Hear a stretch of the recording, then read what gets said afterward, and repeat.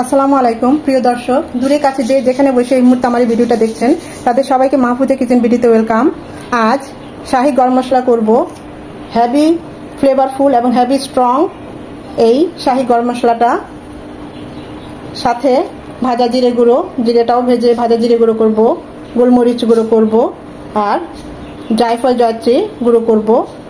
সব কিছুই মানে আমার গোপন যে সমস্ত সিক্রেট রান্নার আজ সব কিছুই আপনাদের সাথে শেয়ার করে দেব একদম উজাড় করে। আর যখনই এই গুঁড়ো মশলাগুলো করবেন অবশ্যই চেষ্টা করবেন এয়ারটাইট কাচের বয়ামে রাখতে, তাহলে ভালো থাকে দীর্ঘদিন, ফ্লেভারটাও খুব স্ট্রং থাকে এবং মশলার যে গুণগত মানটা সেটাও খুব ভালো থাকে। তো কথা না বাড়িয়ে চলুন আমার গোপন রহস্য রেসিপিগুলো আপনাদের সাথে শেয়ার করি।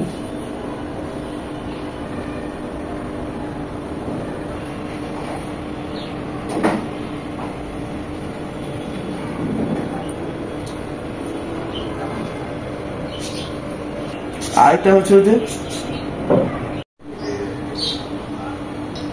শাহী গরম মশলা গুঁড়ো করব, সেজন্য এখানে আমি 14টা আইটেম নিয়েছি।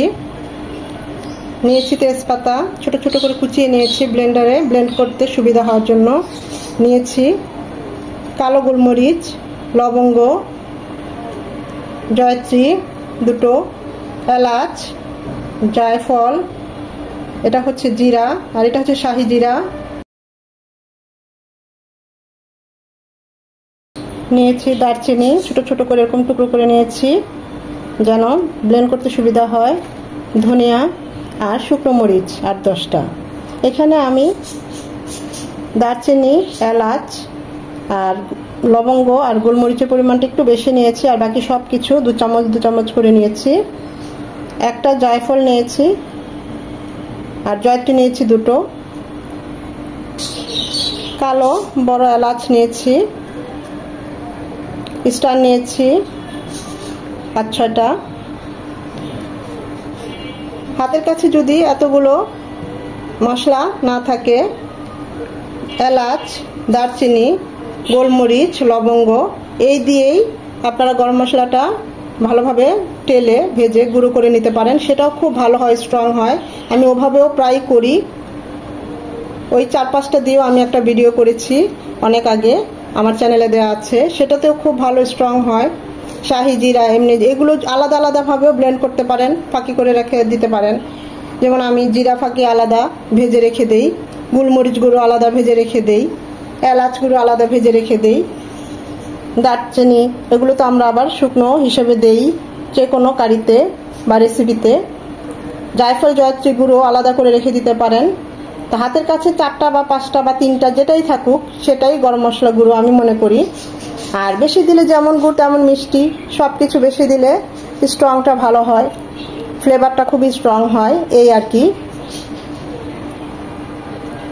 তা আমি আপনাদের প্রেফার করবো এরকম 3 থেকে 4টা আইটেম ভালোভাবে তেলে গুঁড়ো করে নিলেই খুব ভালো গরম মশলা গুঁড়ো হয়, সেটাও খুবই স্ট্রং হয়, অসম্ভব ভালো হয়। তো এগুলো এখন আমরা তেলে নেব, চুলায় চলে যাব। যে হার্ড গোটা মশলাগুলো আছে প্রথমে ওগুলো একটু 2-3 মিনিট ভালোভাবে তেলে নেব, কারণ জিরা, শাহী জিরা, তারপরে জয়ত্রী আরো যা যা আছে ওগুলো 2-3 মিনিট পরে দেব। এগুলো হতে একটু সময় নেয়, চুলার হিট মিডিয়াম টু লো হিটে থাকবে। 2 থেকে 3 মিনিট এগুলো একটু ভেজে নেওয়ার পর এখন বাকি সব কিছু দিয়ে দিব যা যাচ্ছে।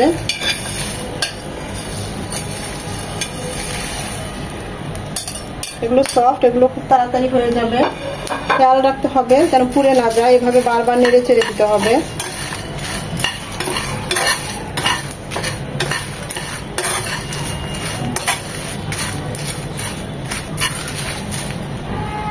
খুব সুন্দর একটা অ্যারোমা চলে এসেছে, গোটা মশলা ফ্লেভার।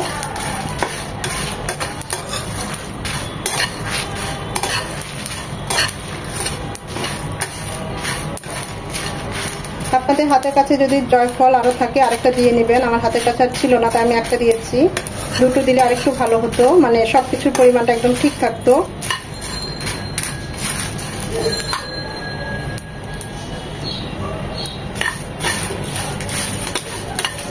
আমি এখন চুলাটা অফ করে দেব। এটা এখন ঠান্ডা হবে। গোটা মশলাগুলো ঠান্ডা হয়ে গিয়েছে। আমি ব্লেন্ড করার সুবিধার্থে মরিচগুলো একটু কেটে দিয়েছি ছোট ছোট করে। দেখতে পাচ্ছেন একদম ঠান্ডা হয়ে গিয়েছে। সব একসাথে দেব না, অল্প অল্প করে দেব যেন খুব স্মুথলি ব্লেন্ড হয়ে যায়।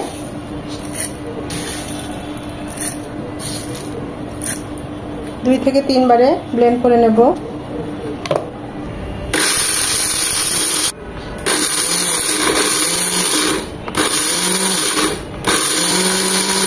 একটু পরপর ব্লেন্ড করে নিতে হবে যেন ব্লেন্ডের মেশিনটা গরম হয়ে না যায়।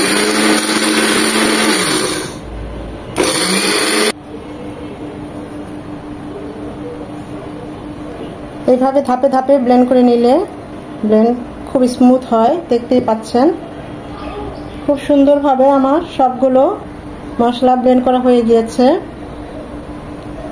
এখন এটাকে এয়ারটাইট একটা বয়ামে রেখে দেব।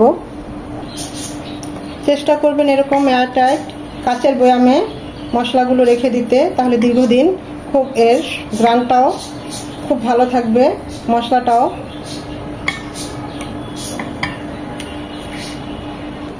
খুব সহজেই ঘরেই তৈরি করে ফেললাম অনেক স্ট্রং শাহি গরম মশলা গুঁড়ো। দেখতেই পাচ্ছেন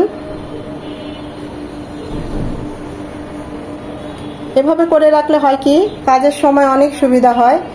আমি তো বলবো সবার মানে 100 বার না 1000 গুণ বেশি সুবিধা হয়। যাদের হেল্পিং হ্যান্ড নাই আমার মতো তারা এইভাবে করে রাখতে পারেন। দীর্ঘদিন এটা সংরক্ষণও করা যাবে, আর যখনই কাজের সময় লাগবে তখনই আমরা এটাকে ইউজ করতে পারবো। একই সাথে এখানে আমি ভাজা জিরে গুঁড়ো, জিরাটা ভেজে এভাবে ব্লেন্ড করে নিয়েছি। গোলমরিচ গুঁড়ো ক্র্যাশ করে নিয়েছি এভাবে, একদম ফ্রেশ গোলমরিচ, কালো গোলমরিচ গুঁড়োটা। জায়ফল জয়ত্রী আলাদা করে এভাবে ব্লেন্ড করে নিয়েছি, গুঁড়ো করে নিয়েছি যাতে কাজের সময় সুবিধা হয়। আপনারাও করে রাখবেন, দেখবেন অনেক অনেক হেল্পফুল হয়। আর অবশ্যই চেষ্টা করবেন এরকম কাচের বয়ামে রেখে দিতে, কারণ তাহলে হবে কি এর ফ্লেভারটা এবং টেস্টটা দুটোই খুব ভালো থাকবে, এর মধ্যে বাতাস ঢুকবে না। আমার রান্নার সমস্ত রেসিপির গোপন সিক্রেট আপনাদের সাথে আজকে শেয়ার করে ফেললাম। দেখতেই পেলেন এই সেই জায়ফল জয়ত্রী গুঁড়ো, ভাজা জিরে গুঁড়ো, গরম মশলা গুঁড়ো, গোলমরিচ গুঁড়ো।